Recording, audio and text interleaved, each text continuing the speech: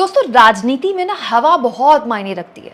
जब हवा चलती है तो नेता के नाम पर ऐसे ऐसे लोग चुनाव जीत जाते हैं जिनको खुद भी उम्मीद नहीं थी कि वो विधायक या सांसद बन जाएंगे। लेकिन जब नेता के विरोध में हवा चलती है ना तो ऐसे ऐसे लोग चुनाव हार जाते हैं जिनके बारे में ना पार्टी ना नेता खुद उम्मीद करते हैं। और उसके बाद हवा जब चलती है नेता के खिलाफ बोलने में तो उसको लेकर भी ऐसी ऐसी पार्टियां सुर अपने साफ तौर पर बगावती अख्तियार करती हैं जिनके बारे में आप उम्मीद भी नहीं कर सकते, जिनके राजनीतिक तौर पर इतनी हैसियत भी नहीं होती है। मोदी जी के साथ ऐसा ही हो रहा है।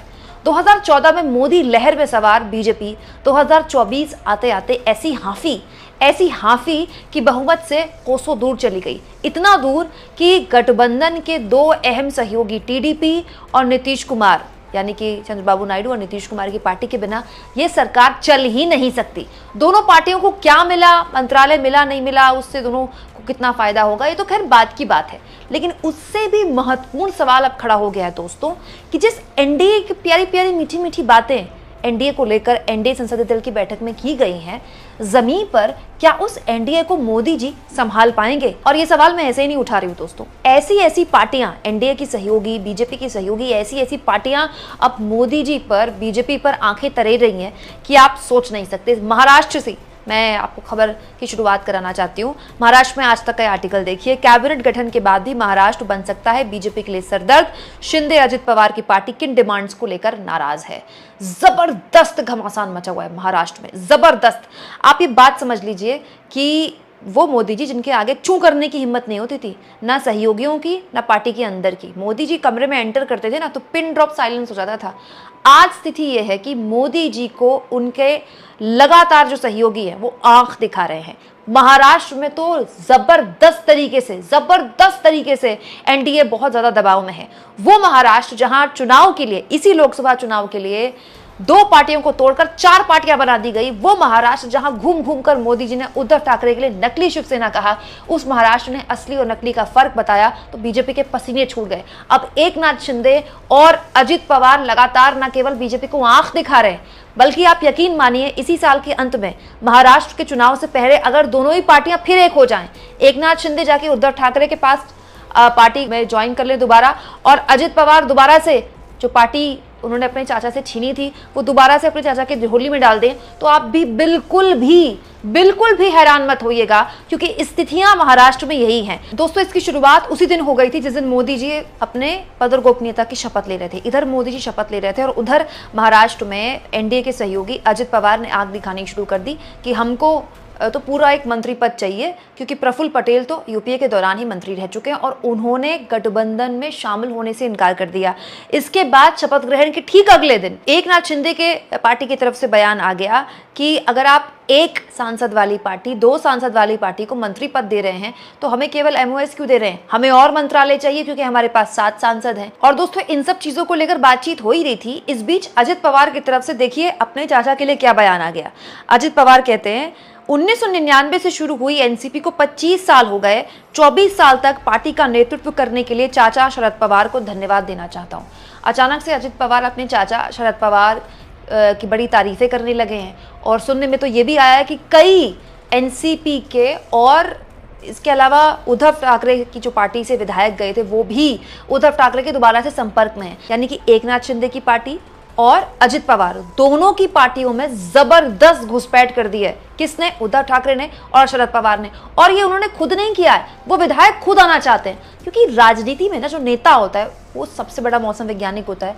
इसी साल चुनाव होने हैं महाराष्ट्र में, सबको विधायक बनना है और सबको डर है कि इनके टिकट से तो जीत मिलनी मुश्किल है। बीजेपी की जो गत हुई है महाराष्ट्र में उसके बाद मोदी जी के नाम पर भी मुश्किल है कि वोट मिले। और इतना वक्त हो गया महाराष्ट्र में, बीजेपी फडणवीस के अलावा कोई बड़ा नेतृत्व भी नहीं दे पाई, कोई बड़ा चेहरा भी महाराष्ट्र में नहीं खड़ा कर पाई। बड़ा सवाल यह है दोस्तों कि अगर चुनाव से पहले ये दोनों पार्टियां वापस एक हो जाती हैं जहां से अलग हुई थी तो बीजेपी को हासिल क्या होगा? देखिए पत्रकार आदेश रावल महाराष्ट्र की राजनीति पर क्या लिखते हैं। लोकसभा चुनाव के बाद सबसे ज्यादा बेचैनी महाराष्ट्र में है। शिंदे और अजित पवार के विधायक वापसी का रास्ता तलाश रहे हैं। इस चुनाव में 288 विधानसभा क्षेत्रों में से 150 विधानसभा में इंडिया गठबंधन को ज्यादा वोट मिला है। साल के अंत में विधानसभा चुनाव होने हैं। दोस्तों ये जो इंडिया गठबंधन ने महाराष्ट्र में प्रदर्शन किया है ना, ये चुनाव के दौरान ही, मैं चुनाव से पहले से आपको खबर बता रही हूँ। मैं आपको जनवरी से लगभग बता रही हूँ कि दिसंबर में जो CSDS ने ओपिनियन पोल किया था, तब से लगातार खबरें आ रही हैं। और मैं जनवरी से आपको बता रही हूँ कि महाराष्ट्र वो राज्य है जहां बीजेपी को भयानक डेंट लगेगा। महाराष्ट्र वो राज्य है जहां पर बीजेपी सिंगल डिजिट पर आकर रुक गई। और महाराष्ट्र में बीजेपी का जनाधार रहा है। महाराष्ट्र में बीजेपी ने सरकार चलाई है, फडणवीस मुख्यमंत्री रहे हैं। वहां उस महाराष्ट्र में बीजेपी की ये हालत हो गई है। और ये केवल महाराष्ट्र तक नहीं है, ये आग अब झारखंड तक पहुंच गई है। दोस्तों, झारखंड का एक दल है आजसू के चंद्र प्रकाश चौधरी को चुनावी मैदान में एनडीए के टिकट से उतारा गया था झारखंड से। दोस्तों, झारखंड की गिरिडीह सीट से आजसू के उम्मीदवार चंद्र प्रकाश चौधरी चुनाव जीते। अब आजसू कह रही है कि हमको भी उम्मीद थी कि हमको भी कैबिनेट में जगह मिलती, हमको भी मलाईदार मंत्रालय मिलता, हमको भी मंत्री पद मिलता। देखिए, आज तक ये खबर बताती है एनडीए का एक और सहयोगी दल मंत्री पद न मिलने से नाराज, कहा सभी को मिले सम्मान। अब आप देखिए, आजसू भी एग्जैक्टली वही बात बोल रही है जो एकनाथ शिंदे ने कहा, जो अजित पवार ने कहा कि आप 2 सांसद वाली पार्टी को मंत्री पद दे रहे हैं। किसको? जीतन राम मांझी को।